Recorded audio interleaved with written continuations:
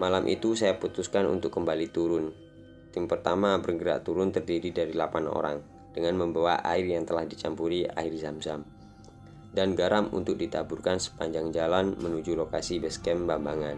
Tidak hanya itu, tim tersebut juga bertugas membawa semua kelengkapan tim agar tidak tercecer lagi di perjalanan. Tim kedua adalah tim untuk mengawal sang bunga yang terdiri dari beberapa anak yang pandai membaca Al-Quran dan sholawat, dan juga yang memiliki keterampilan khusus non-medis yang bisa diandalkan. Sedangkan aku, bertiga sisanya, masih menunggu di area itu untuk melakukan sesuatu.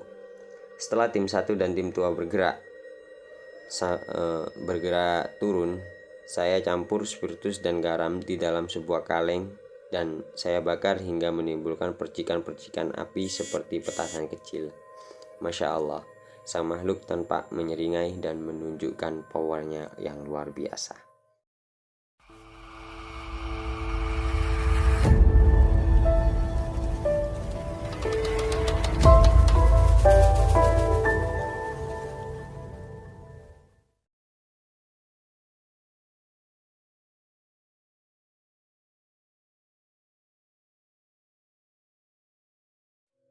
Assalamualaikum warahmatullahi wabarakatuh. Selamat malam teman-teman. Apa kabar kalian semua? Semoga tetap dalam keadaan sehat walafiat ya, dan dalam lindungan Allah Subhanahu wa taala. Di kesempatan kali ini aku mau melanjutkan kisah pendakian 18 orang siswa SMA yang sedang menapaki Gunung Slamet. Di part sebelumnya terlihat bunga kesurupan dan akan dibawa turun ke base camp.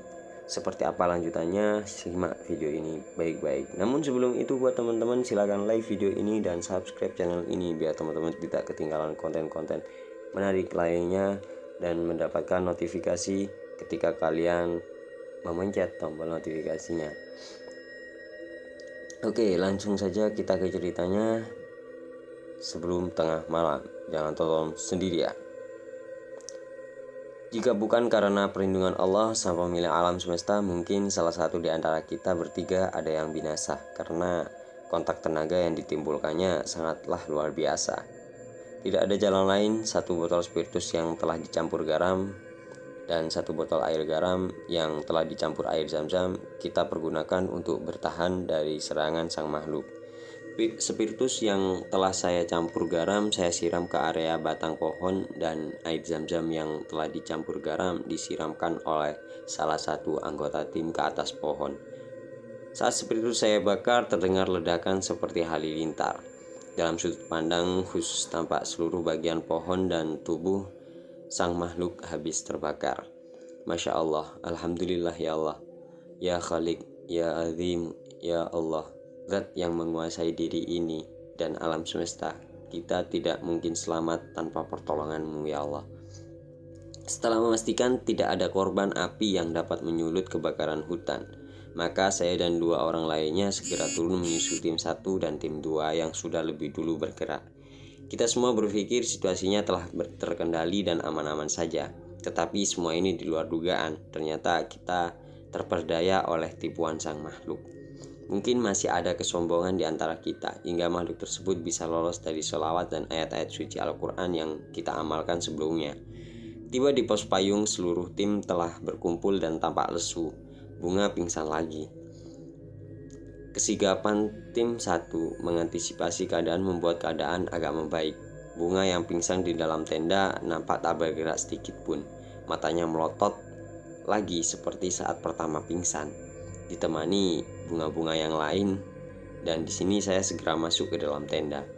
Minyak angin dan pijatan lembut kita lakukan pada tubuh sang bunga yang terkulai lemas. Situasi yang mencekam membuat bunga-bunga yang lainnya menangis terseduh-seduh. Alunan sholawat dan ayat-ayat suci Al-Quran kembali terdengar dari luar tenda. Sang bunga tiba-tiba terbangun dan menangis. Dengan terbata-bata dia minta maaf dan pamit karena hendak pergi bersama kekasihnya. Dia minta maaf kepada semua orang dan mengucapkan selamat tinggal. Tangis pun pecah. Permintaan agar sang bunga istighfar terus diteriakkan dari dalam dan luar tenda. Sadar bunga, sadar, jangan kalah, ayo terus lawan. Dia bukan siapa-siapa. Ayo bunga, sadarlah. Istighfar bunga. Bunga-bunga yang lain sudah tak mampu lagi berkata-kata. Hanya tangisan penuh kepiluan yang mampu mereka keluarkan. Tak beda dengan lainnya, air mata saya juga sudah jatuh bercucuran. Sepertinya sia-sia semua usaha. Sang bunga kemudian bicara sama saya, "Bang, maafin bunga ya. Bunga sudah ngerepotin abang. Salam buat adik dan ibuku," dikatanya. Saya tidak menjawab sambil menangis. Saya terus memohon agar diberikan pertolongan oleh Sang Esa. Tiba-tiba dalam situasi syahdu tersebut, saya melihat almarhum bapaknya bunga datang. Beliau berteriak, "Bunga, bunga, belum saatnya kamu pergi. Cepat kembali," katanya. Beliau berteriak-teriak hingga 3 kali, dan kali ketiga si bunga pun sadar dan langsung memeluk saya dengan erat. Dia bilang almarhum ayahnya datang dan menggandeng dia kembali dari area puncak Gunung Slamet. Demi Allah, ini bukan ngarang-ngarang. Seluruh anggota tim tidak ada yang dapat menahan tangisan. Semua menangis terseduh-seduh di dalam rasa khawatir dan bahagia. Menimbang situasi yang semakin membaik, maka dengan cepat saya ambil keputusan. Seperti tadi, hanya saja ada perubahan formasi tim. Kali ini bunga saya kawal langsung dan menjadi tim pertama yang turun ke base camp Bambangan. Perjalanan turun kali ini saya bersama 2 orang terakhir yang menemani di area lawang dan 3 orang anak yatim yang pandai membaca ayat-ayat suci Al-Quran. Alhamdulillah, kurang lebih setengah jam kita tiba di base camp. Dan 1 jam kemudian tim-tim yang lain mulai berdatangan. Setelah makan dan rokok, akhirnya bunga pun tidur dalam pelukan saya. Sepanjang malam kita semua tidur ayam. Kita tidur ayam itu kayak tidur bangun gitu tuh. Saya sama sekali tidak bisa bergerak karena sang bunga terus-menerus memeluk saya dengan kencang. Malam yang mencekam telah berlalu. Sang bunga tampak sudah pulih dari gangguan gaib yang mengincarnya sejak pertama kali datang. Setelah sarapan pagi, saya lanjut ngopi dan menempel ketat sang bunga kemanapun dia pergi, kecuali ke WC ya. Saya cuma monitor aja di balik pintu. Bahaya kalau ikutan.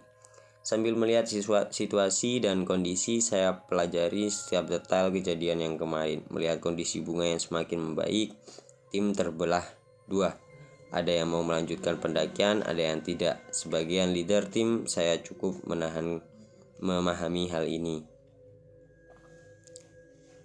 Anak-anak kembali saya briefing sambil menikmati secangkir kopi. Setelah kuesioner singkat, ternyata semua yang belum pernah mendaki Gunung Slamet memutuskan untuk tetap mendaki. Ada 7-8 orang yang siap naik ditemani oleh 2 orang yang cukup berpengalaman mendaki Gunung Slamet. Awalnya fan-fan aja, namun setelah sang bunga keluar dan menatap Gunung Slamet, tiba-tiba dia nangis dan minta untuk ikut di dalam pendakian. But ini tentunya tidak mungkin alias impossible.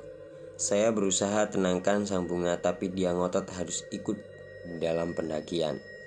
Situasi basecamp yang tenang mendadak gaduh karena sang bunga tiba-tiba berlari menuju jalur pendakian. Susah payah kita tahan gerakan sang bunga, tetapi sepertinya ini bukan dia. Sang makhluk kembali masuk mengisi raganya. Situasi semakin tegang. Bunga tidak lagi bicara normal. Suaranya parau dan berat. Matanya merah dan menghardik setiap orang yang dipandangnya. Basecamp belum banyak pendaki lain, tetapi karena khawatir terjadi kepanikan, bunga kita bawa ke salah satu rumah sesepuh desa yang memiliki kepandaian khusus. 1 orang tidak mampu, 2 orang tidak mampu, dan 3 orang juga tidak mampu. Masih teringat bagaimana wajah sang bunga ditempeli menyan yang menyala, dipukul, serta adegan-adegan non-logis lainnya. Sang bunga malah menyeringai dan menantang balik mereka. Akhirnya setelah semua menyerah, kita disarankan Pak Kades agar menjauh dulu dari area Gunung Slamet. Masih dalam keadaan tak sadar, bunga saya peluk dan coba bacain sholawat khusus. Pendakian Slamet gagal total karena Pak Kades tidak izinkan semua anggota rombongan mendaki pada saat sekarang. Kita semua disarankan untuk segera meninggalkan area Gunung Slamet dengan segera. Kebetulan anak Pak Kades memiliki mobil bak terbuka. Setelah sepakat harga, maka Dengan berat hati, seluruh anggota tim packing dan bersiap menuju Purwokerto. Alhamdulillah, sholawat khusus berhasil. Alhamdulillah, sholawat khusus pun berhasil dan menjinakkan situasi sementara ini. Sang Bunga tidak galak lagi, tetapi matanya sayu tanpa jiwa sama sekali. Sepanjang perjalanan menuju Purwokerto, Bunga pun saya peluk dengan rasa was-was. Saya ingat kota Satria adalah kota asal ibu bapaknya Mary. Setelah tiba di kampus Unsud, saya cari wartel untuk nelpon ke rumah Mary. Mary adalah cewek saya. Saya kabarin situasi saat ini. Setelah telepon ke rumah Pak D-nya, saya dapat alamat yaitu daerah Karangwangkal, belakang kampus Unsud. Tanpa babi ibu lagi, mobil langsung saya arahkan ke sana. Karena Pak D-nya sudah mendapat kabar, maka kita semua langsung diterima. Sampai di sini saya dan Bunga kembali mengamuk. Sang Bunga pun kembali mengamuk. Aku mau anak ini. Dia harus jadi menantuku di Gunung Slamet. Bunga pun terus mengamuk. Susah payah kami angkat Bunga untuk bisa diangkat ke atas meja. Seluruh orang terlihat di sini, dari yang sekedar baca ayat dan sholawat, aksi dan juga pencet sana pencet sini.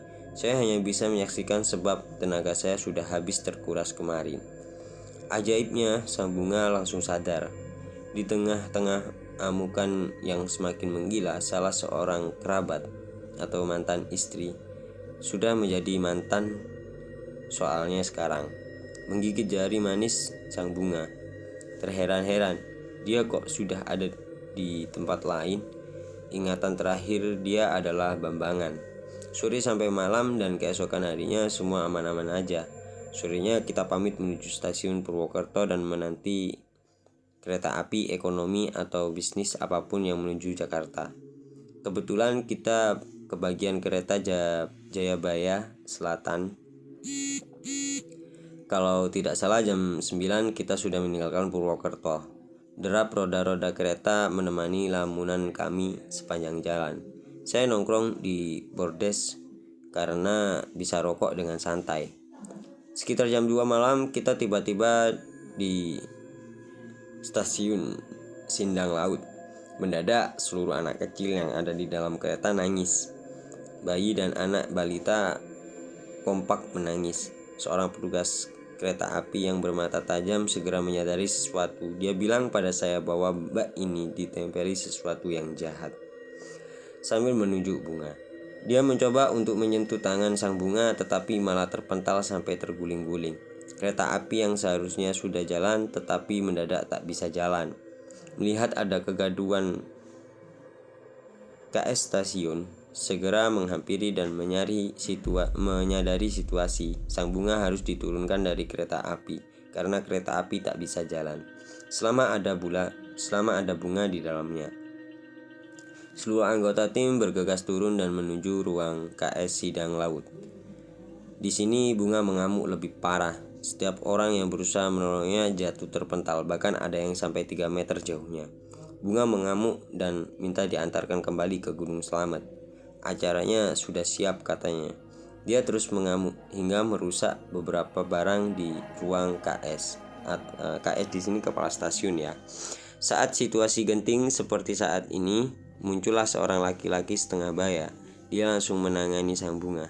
Ajaib, dia tidak terpental. Sambil berulang-ulang mengucapkan istighfar, dia meminta kita semua saling berpegangan membentuk mata rantai, kemudian membaca kalimat tauhid la ilaha illallah. Seperti ada kekuatan yang mengalir dan seluruh aliran tenaga tersebut mengalir kepada Tuhan penolong kita. Air aqua yang tadinya dingin menjadi mendidih, kemudian segera diminumkan ke dalam mulut Bunga, dan Bunga terus melawan dengan buasnya. Kemudian Tuhan penolong meminta kertas dan pulpen. Kita harus tetap membaca kalimat tauhid tanpa terputus. Aneh, pulpen hitam bisa menjadi aneka warna sesuai penampakan asli makhluk tersebut. Semua mata terbelalak.